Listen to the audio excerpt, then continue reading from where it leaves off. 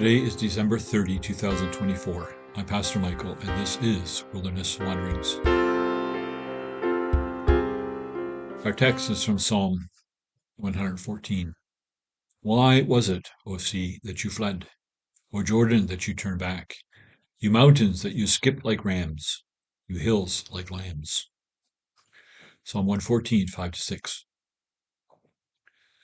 Psalm 113 asks, who is like the Lord our God? Answer, no one, nothing. Our God is utterly unique, and in his Son Jesus Christ we get an even better look at him. He did not consider equality with God as something to be used to his own advantage, but instead became nothing, the highest of the high, the utterly transcendent, omnipotent, omnipresent, omniscient God was born into this world as the lowest of the low.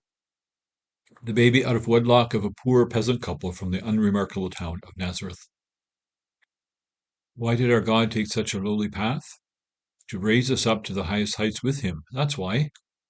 And God raised us up with Christ and seated us with him in the heavenly realms in Christ Jesus. Ephesians 2:6. It was Israel who was first brought up from their poverty and need in Egypt. They were set free and made into a people. Among Jews, Psalms 113 and 114 are recited at the beginning of the Passover meal.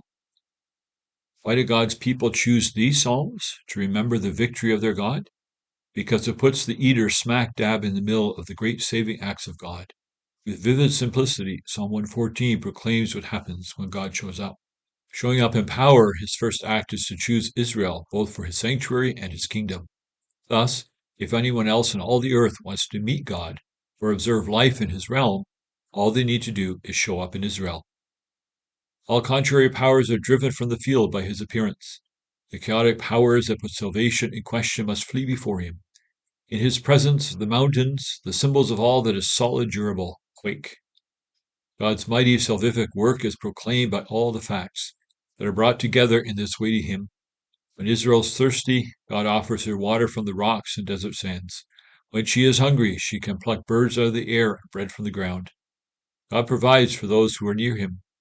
The elements of creation react to the powerful appearance of God because they move before God's coming. Israel's passage into the promised land stretches out before her.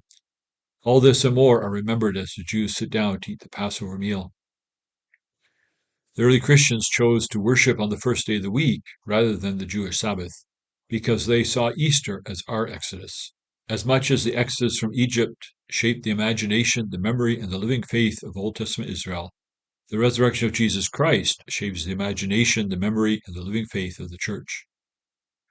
As much as the Exodus was the birth of Israel, so Easter is the birth of the church. As much as Israel was God's dominion and sanctuary in the Old Testament, we believe the church is God's kingdom and sanctuary today. Thus, if anyone else in all the earth wants to meet God or observe life in his kingdom, all they need to do is find the church of Jesus. These psalms are recited as the opening of the Passover meal.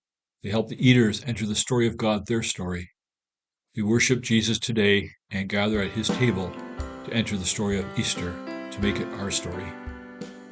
As you journey on, go with the blessing of God. May the peace of the Lord Christ go with you, wherever he may send you. May he guide you through the wilderness, protect you through the storm. May he bring you home rejoicing at the wonders he has shown you. May he bring you home rejoicing once again into our doors.